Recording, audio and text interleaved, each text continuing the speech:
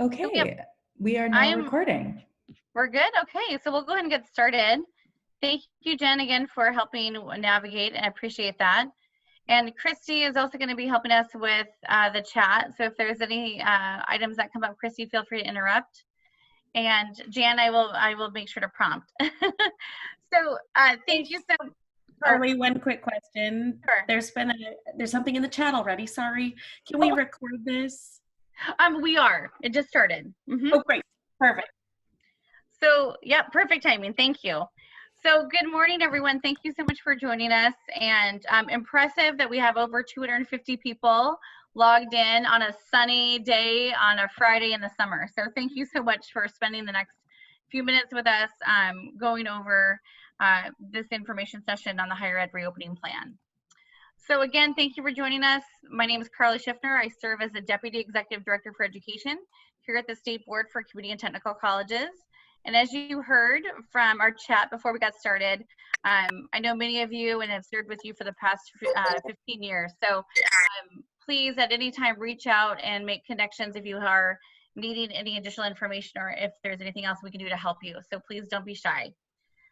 So this morning we will cover the Governor's proclamation from earlier this week, the higher education reopening plan, questions we've received so far from the field, and then we'll have time for questions and answers at the end of the information session.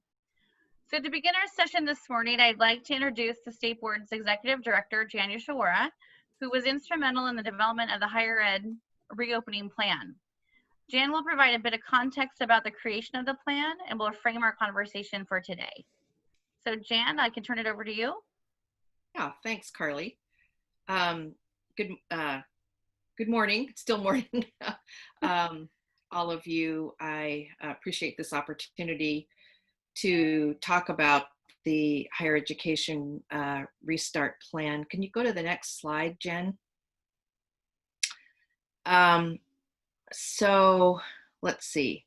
So I'm the Executive Director with the State Board for Community Technical Colleges. For those of you I haven't met before, and I hope I have an opportunity to meet you at some point. So this plan was developed collaboratively with the public universities and the private universities and our sector. So it affects all post-secondary, which includes private career schools. But I think early on in when the governor issued his stay-home order, the colleges and universities got concerned, or we felt like we were in a reactive mode all the time, especially early on. And we decided to be more proactive in working with the governor to put a plan together that would propose some conditions and guidelines for higher education institutions about how we could continue to provide education and services, support services for students in this COVID environment. And of course, the COVID environment is changing and all the time, and it's different in different parts of the state. So we had to think about putting together a proposal that responded to those changing conditions, and that was flexible because the conditions in different parts of the state are different, and also the capacity at each institution is different. So the Challenge Seattle, which is an organization led by former Governor Chris Gregoire, and the Washington Roundtable decided to assist the higher education sector's joint planning effort by hiring the Boston Consulting Group to do some work on, to do some research and take a look at what some other states have done, other states' higher education institutions have done or are planning to do in terms of health and safety protocols and policies related to reopening their institutions in the fall. So we got a great deal of information from the Boston Consulting Group that helped inform the the health and safety protocols that we proposed to the governor and that the governor adopted. So just very briefly, you can see the bullets here about the guidance. So this guidance is effective on August 1st, which all of you know is almost at the end of summer quarter. And so what this means is that this guidance is intended to go into effect in preparation for fall quarter. For summer quarter, which you all are now into in terms of your offerings for students, that the current guidance that exists, phase 2, phase 1, phase 3, whatever phase that your county is in effect until August 1st. So this new governor's proclamation does replace the safety protocols for phases 1 and 2. So, and it means a couple of things. One is that our institution's safety requirements are no longer tied to what phase you're in. And secondly, that the safety protocols in the governor's proclamation and in the checklists replaces the safety protocols for phases 1 and 2. If you hold them side by side, the phase 1 and 2 safety protocols and the safety protocols in the governor's requirements that are in the governor's proclamation, they are very, very similar. There are a few small differences, but they are very similar. Focus on 6-foot physical distancing and PPE, on contact tracing inside of buildings, attestations for health for students and faculty. So very similar requirements from the ones that you are already implementing as you've brought back certain kinds of instruction onto campus for summer quarter. You need yes. If Jen was to advance to the next slide, it shows that side-by-side comparison of what you just mentioned. Okay. So, sorry to make you put your glasses on. No. That's okay. How about if I just do the high level and then would that work, Carly? Sure. Sure. Whatever you'd like. Mm-hmm. So I let me just hit the highlights in the summary version in the first slide, and then I'm going to turn it over to you to go through the other slides. Does that work? Oh, absolutely. Okay. So Jen, maybe you need to go back one slide. Thank you, Jen. Oh, you went forward. There we go. Okay. So colleges, I think you all know this. You need to have a health and safety plan. Can you go back, Jen, to the previous slide? You need to have a plan available upon request.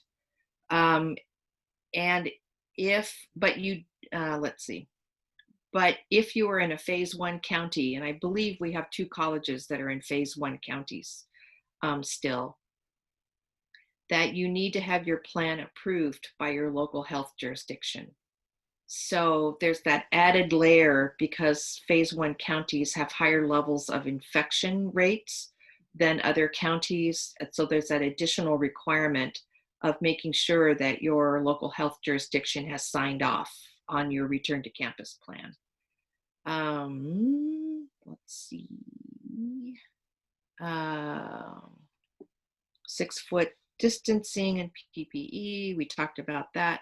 I can't quite see the last bullet on the slide. Requirements.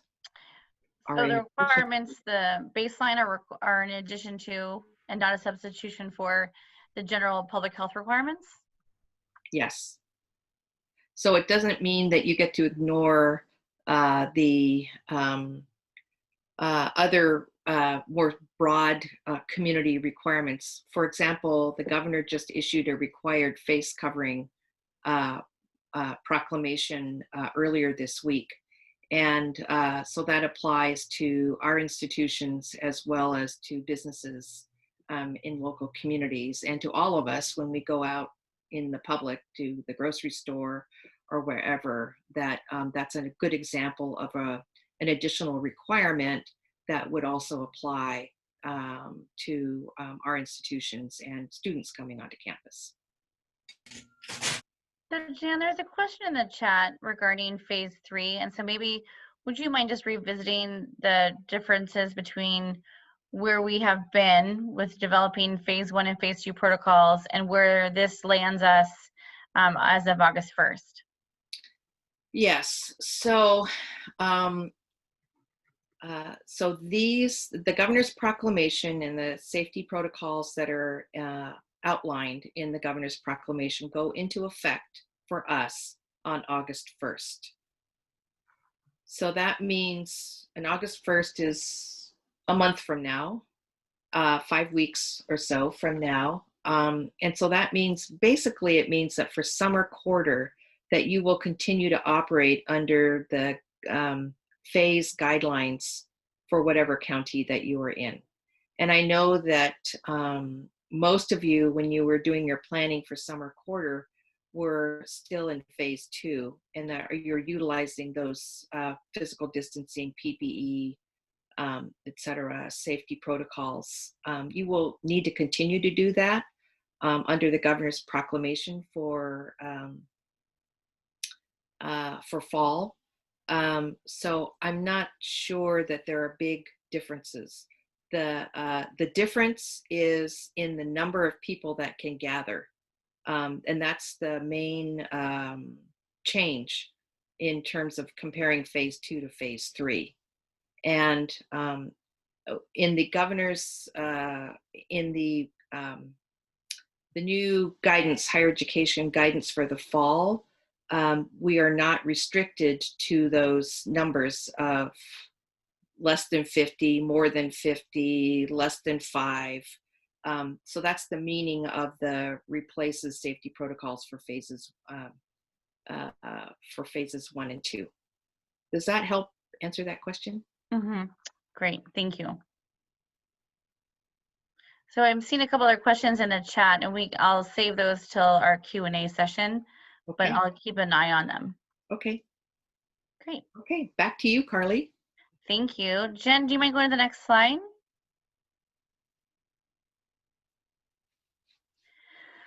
So this just reinforces what Jan mentioned regarding the start date of August 1st, when we are going to abide by the new guidance set out by the higher ed plan. And so these references and what we show here for documentation from the proclamation and the reopening guide, those are going to be provided for you in links.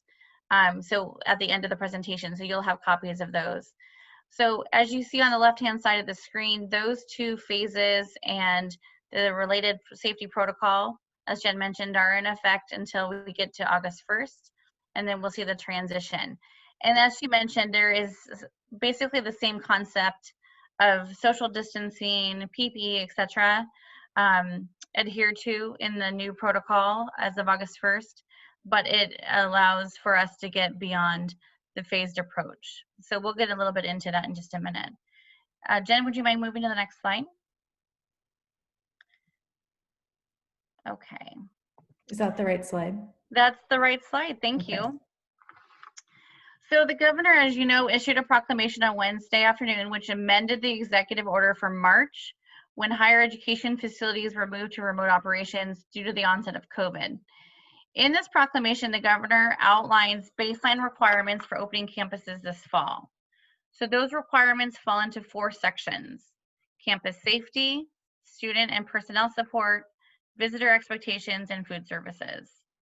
So in addition to the baseline requirements, in those, in the proclamation, there is reference to the higher education reopening plan. So those dovetail and go hand in hand. So know that those are related.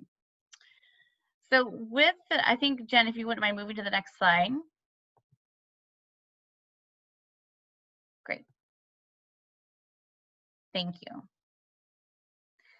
So in addition to the baseline requirements, the governor's proclamation references, as I mentioned, the reopening plan, which provides guidance through a series of checklists to assist colleges in their planning for reopening.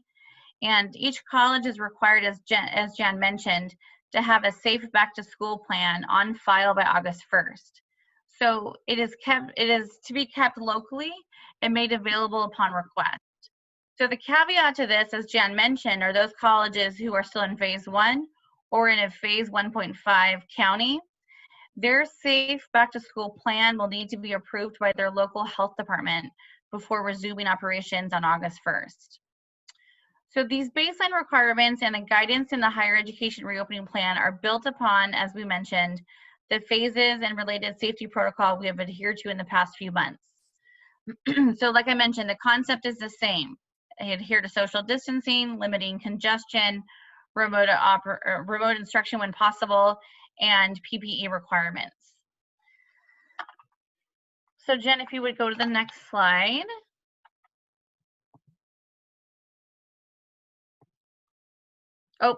Oh, I think I just did that prematurely. One moment. So move back. If you could go one back, that would be great. So as I mentioned just a minute ago, the governor's proclamation outlined the baseline requirements. So when you look at these, you'll see campus safety will outline what's appropriate for social distancing, PPE, how to make a safe back to school plan, what to include in there, etc.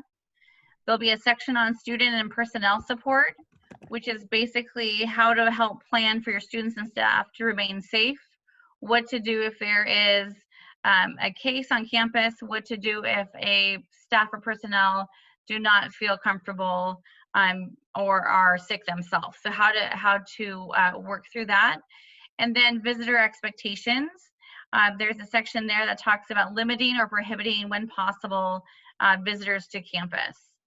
So if there is the case where you do have visitors on campus, you need to have very clear communication throughout the campus grounds to reiterate what your plan is and what resources are available. So clearly outline what is going on campus for those visitors who might not have heard about what's going on your campus, specifically related to COVID mitigation.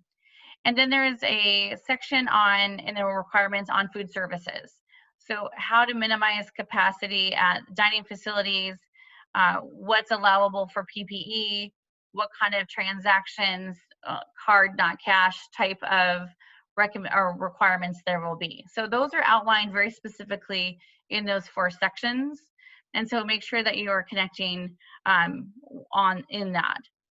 So the higher education reopening plan actually includes those baseline requirements. So if you go to that document, they are embedded in there as well. So not only is it outlined in the proclamation by the governor, but it's in the reopening plan as well. So know that those are one and the same baseline requirements.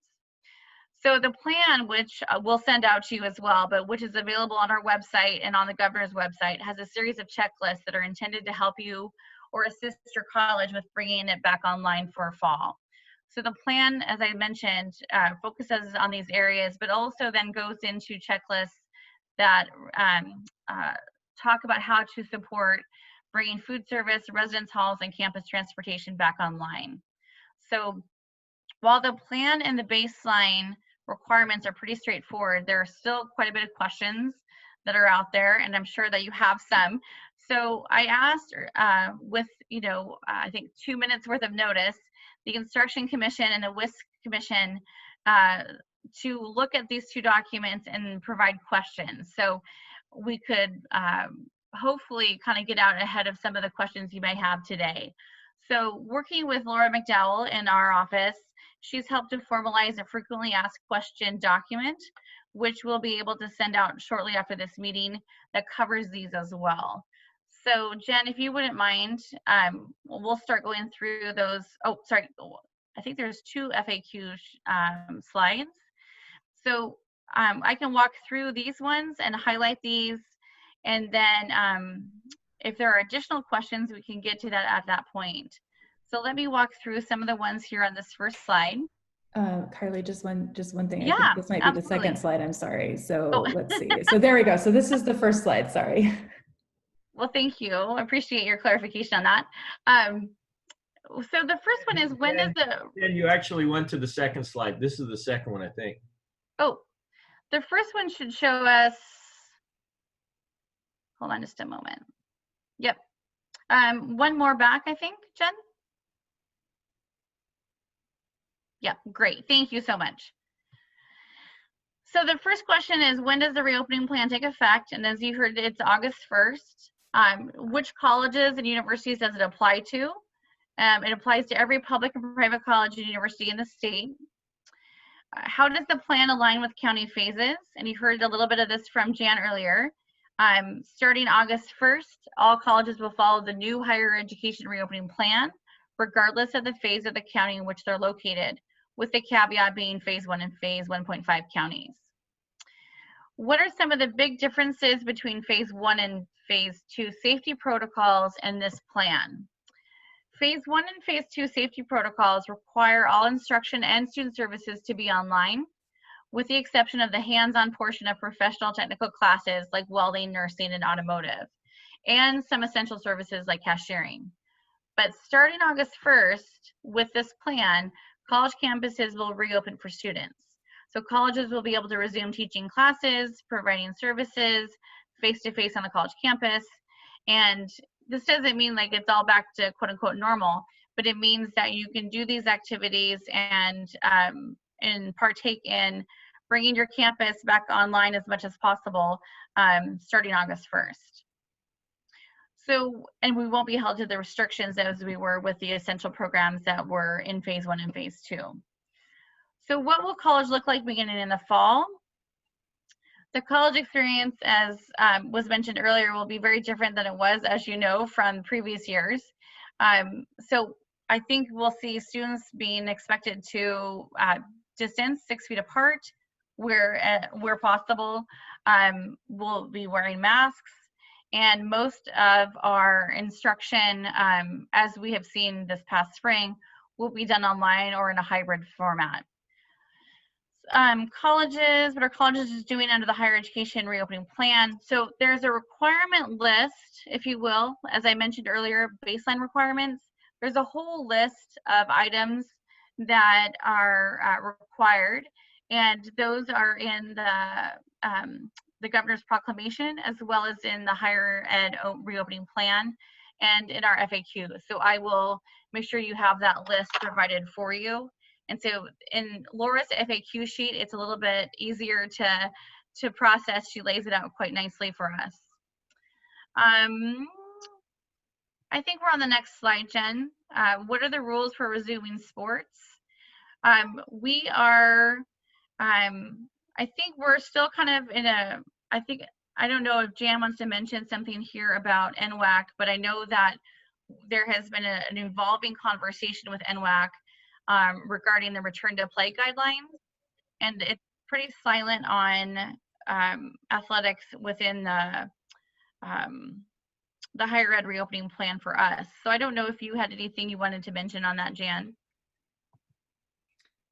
Yeah, I think there's been a lot of discussion among the presidents about that, and I think NWAC is, you know, the governor's proclamation came out on Wednesday. So I think NWAC is trying to figure out how does that foot with their plans. So I'll just note that all the universities have the same challenge because they're all in different athletic conferences. And so all the institutions are working with their athletic conferences to try to figure out what's going to happen in the fall. And so the University of Washington, for example, is not confident that they're going to be able to have football games in the stadium the way that they normally do in the fall. So there's, I think people are taking this question about what's going to happen to college athletics pretty seriously. Mm-hmm. So this might be an area where we don't have an answer today, but that I know that NWAC is really working on what does this mean for fall sports for our institutions. Thank you, Jan. So I think the rest of these questions, you know, colleges, we're still required to have a COVID-19 safety supervisor. Are we required to quarantine? Is that still in effect? Are temperature checks still required? Those questions, so the first 4 up there, are things that we're still trying to figure out and get the governor's staff to weigh in on for us. So know that we are working to try to get those answers shorn up very soon. So those are areas that are in contrast to what has been the previous guidance. And so we're looking for clarity from the governor's office. And So then there was, Carly, can I just add in here? Some of these questions are not questions that are specific to higher education. And so on the issue of self-quarantine as an example, I think the state has health and safety guidelines about people traveling from other countries, back and forth from other countries and from other states. And those requirements would also apply to our institutions and our students, faculty, and staff.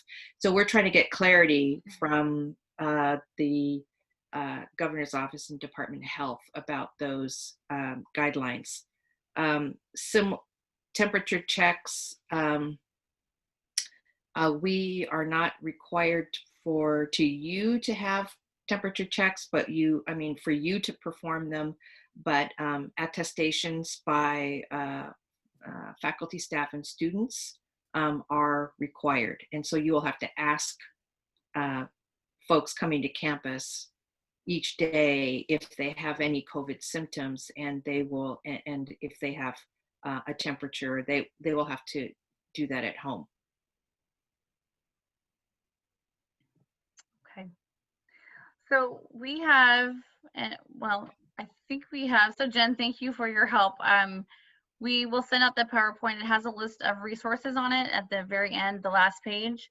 But I think if you're comfortable, everyone on the call, we can go to the chat and try to address some of the questions posed.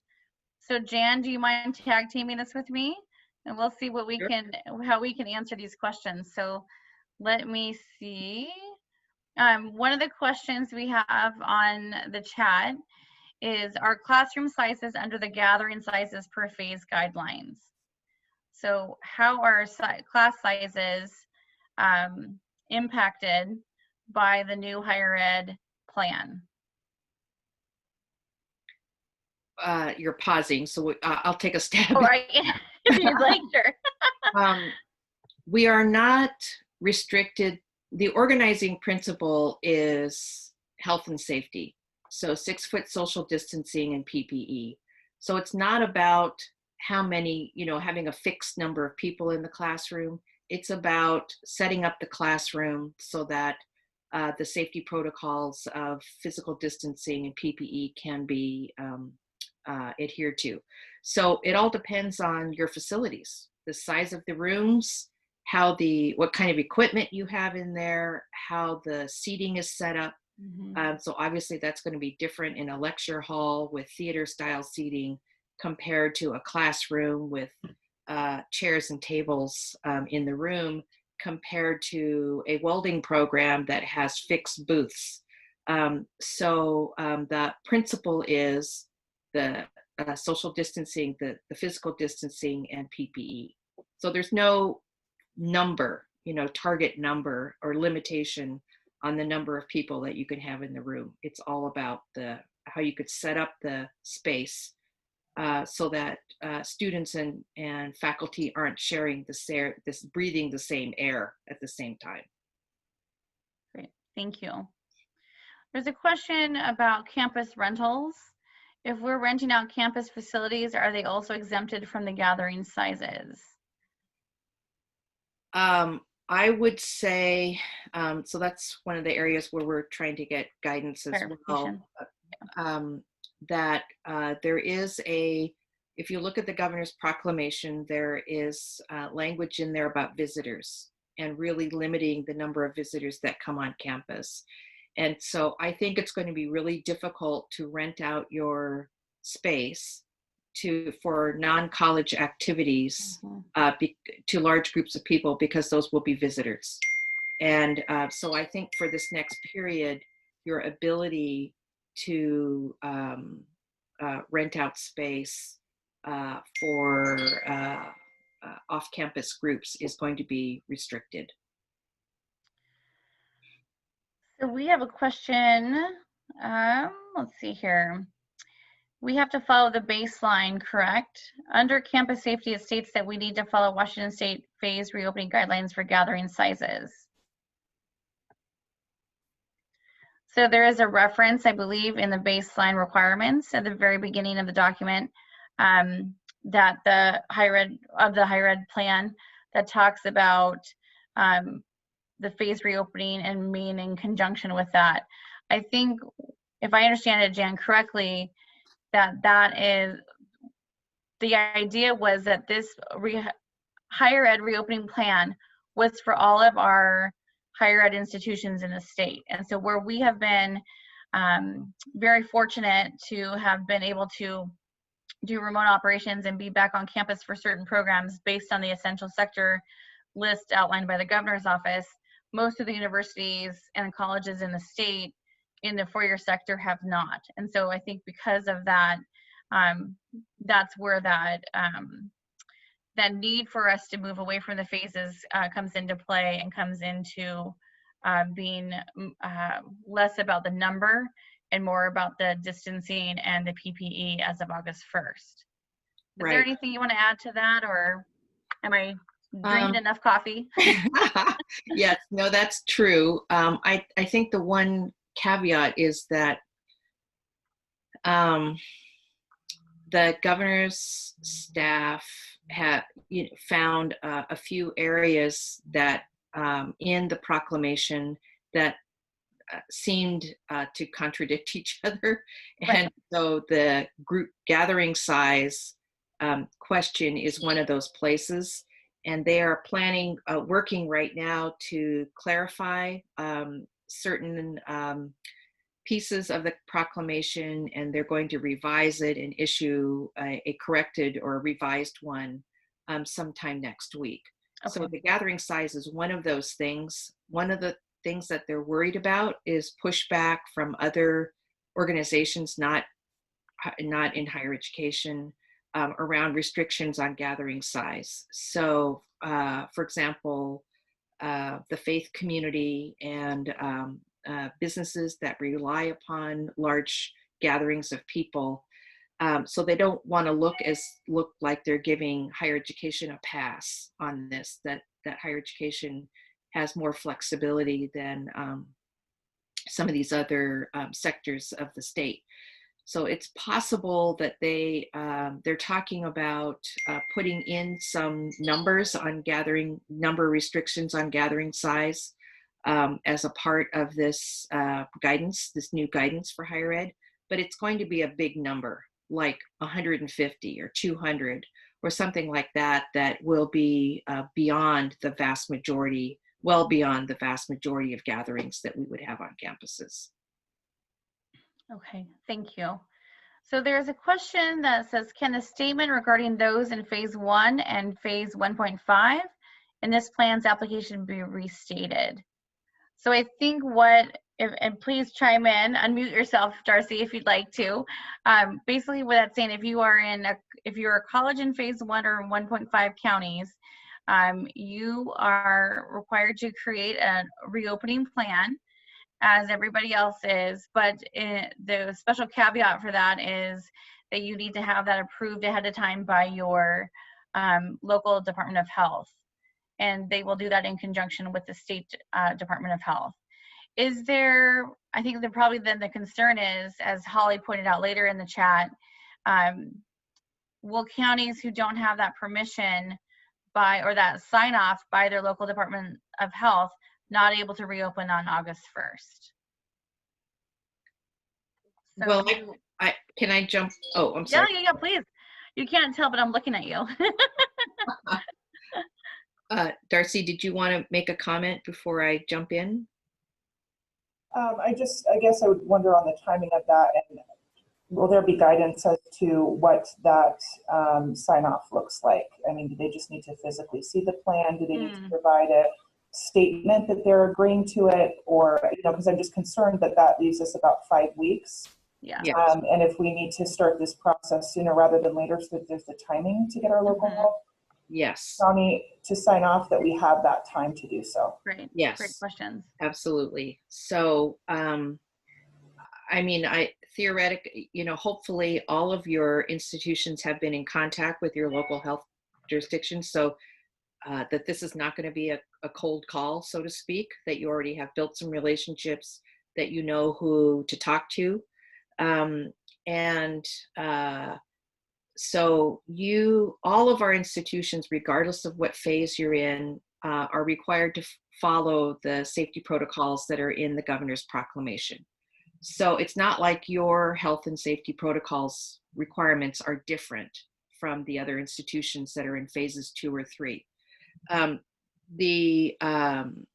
Because the safety protocols say what to do, I mean, talk about, some general guidelines. They don't say how you're going to do it. That's what's going to be in your return to campus plan, is how you're intending to implement these safety protocols.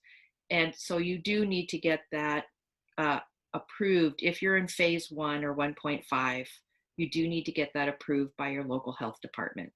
And that approval means some kind of sign off. There's no form. There just needs to be agreement with your health department that they endorse the back to campus plan that you've put together. It is possible, because they're in the approval mode position, unlike the other counties, that they will say, this is not strict enough. We're worried about residence halls, as an example. And they may ask for some additional safety protocols that are beyond what the guidance that's in the governor's proclamation. And their sign off by requirement authorizes them to give additional requirements to you. So I think you're absolutely right. The sooner you can engage with them on this, the more time you will have to get their sign off by August 1st. When we talk to the presidents about this, there is a little bit of concern about capacity by the local health jurisdiction to respond to and engage with the colleges in a timely way.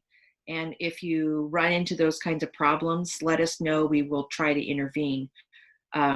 We have no jurisdiction, obviously, over local health departments, but we can connect with the state health department and just say, hey, look, and they don't have governance jurisdiction over local health departments either, but they are connected to them. And so we can intervene and say, hey, the local college is having a lot of trouble getting response from XX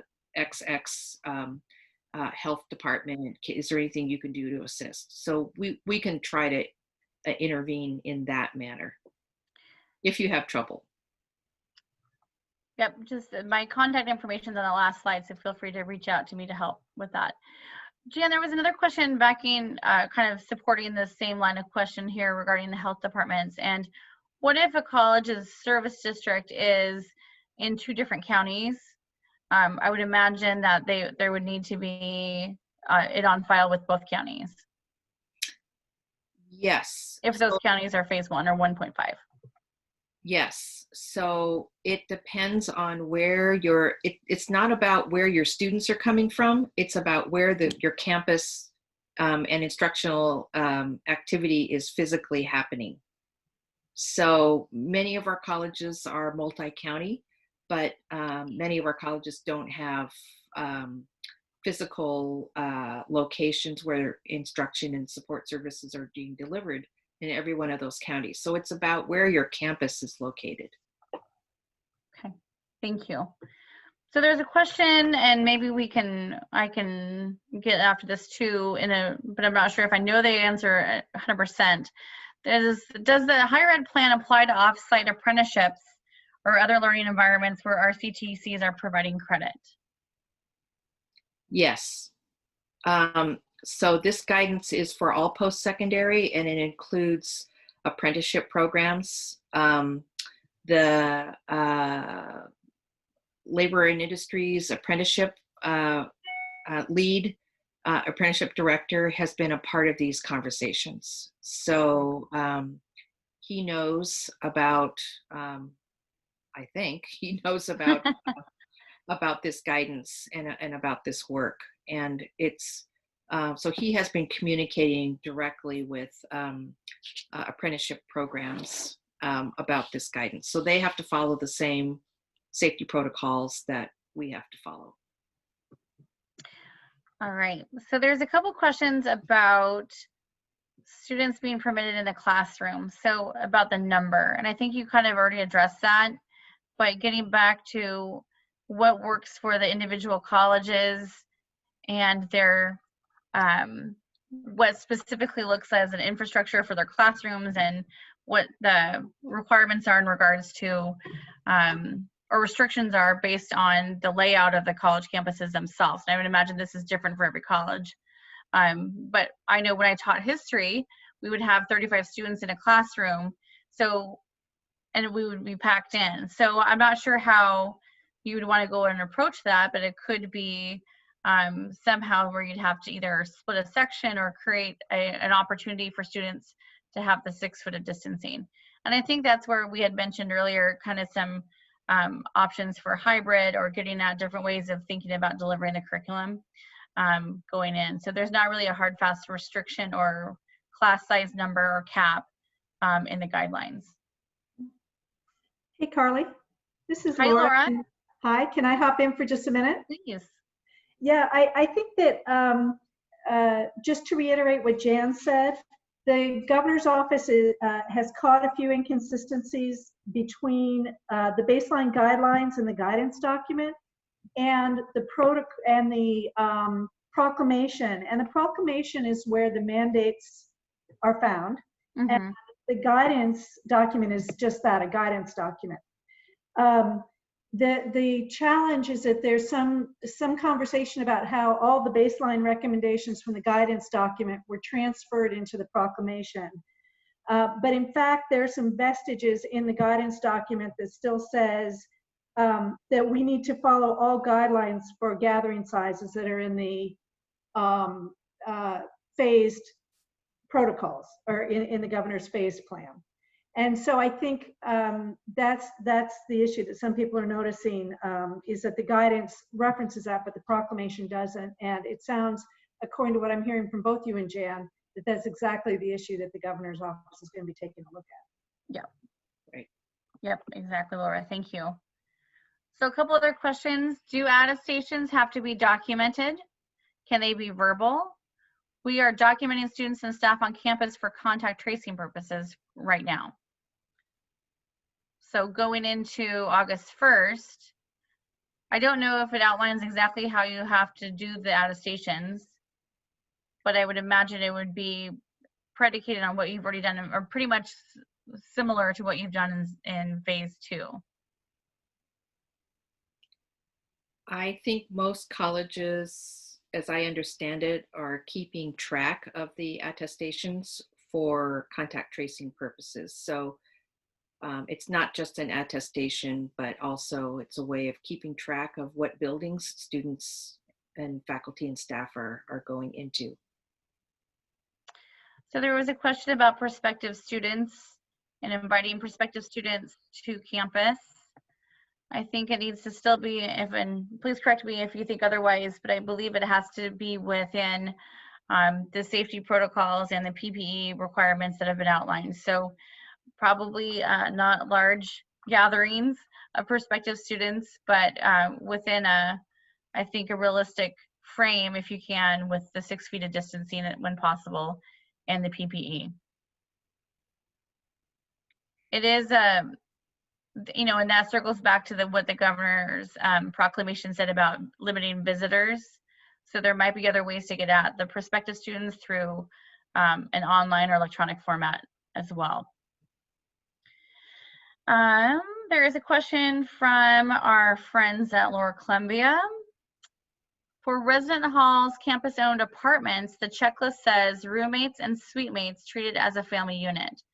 Can students share a bedroom, or do they have to be in a single room? I'd have to pull up the document on my own. I don't know what that, yeah. So students do not have to be in a single room. We have, in talking to the governor's staff and the Department of Health about this, I know that about a third of the colleges have student housing, but the vast majority of student housing at the colleges is apartment style housing.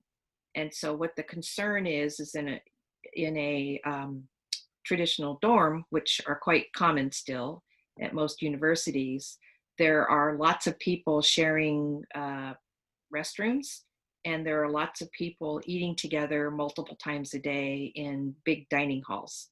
And so that does not apply in a apartment style student housing kind of situation where there's a small number of people that are sharing a kitchen, sharing restrooms, et cetera. It's like any other group of young adults that are sharing in an apartment that are not students. So there is not a requirement that every person has to sleep in their, that no one can share a bedroom with somebody else.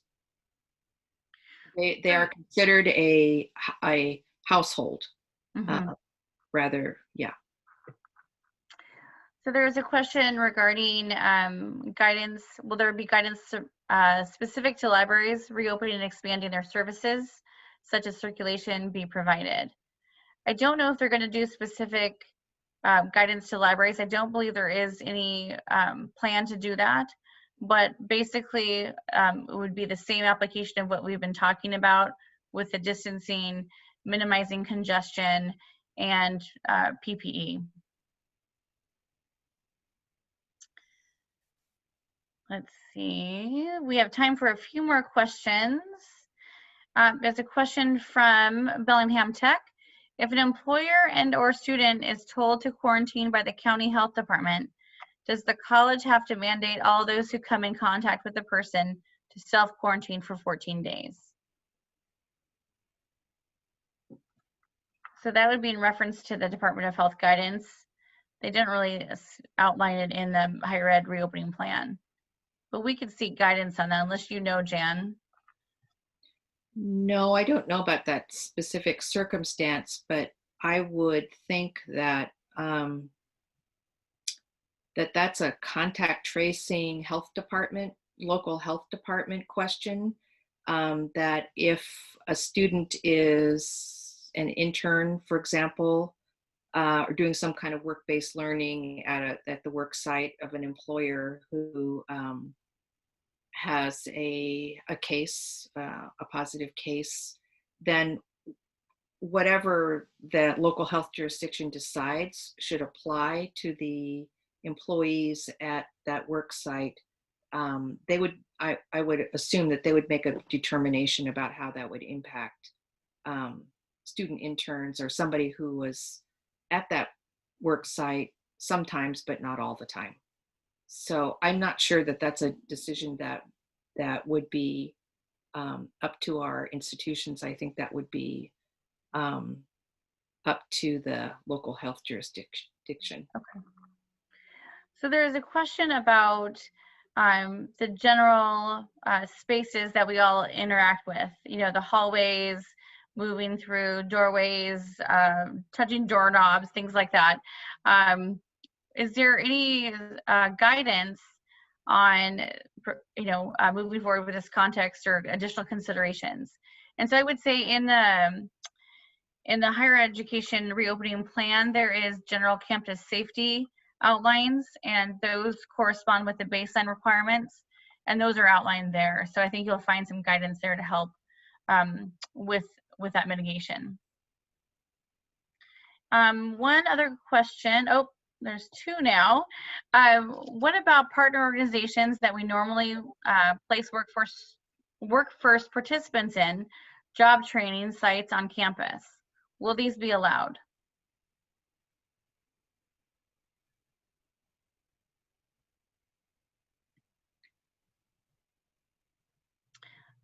So we're looking for, I can follow up, but I think this is the same concept of bringing visitors to campus. But if they're not a visitor and they are a regular partner, they'd have to adhere by the same protocol in the higher ed opening plan. So I would think that you would fold them into the normal operations of the college once your plan is in place. Jan, anything to add on that? No, I think it's just, if you treat them as an employee, then they would follow all the guidance that requirements of employees. If you count them as a student, ditto. Okay. So one last question, and this might be a bigger, we might need to have some more time to get into the guidance. There is a question regarding how accessibility is being integrated into the reopening plan, or what were the thoughts about that as it was created. The comment is, our students with limited vision won't be able to see the markings as suggested in the traffic flows. Guide dogs are not yet permitted to know about the distancing. It's important that our reopening plans keep accessibility in mind. So was there any thoughts regarding this went into that plan, and is there any guidance that might be shared coming from that conversation?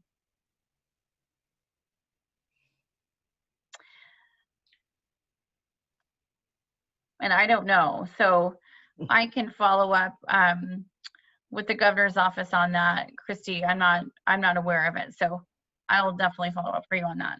Hey, Carly, this is Pete at North Hi, Seattle Pete. College. Hey, when you're asking about that, could you also ask, I put a question in chat about the concept of one-way flow and how that may limit folks with mobility issues or challenges. Okay. Thank you. Thank you.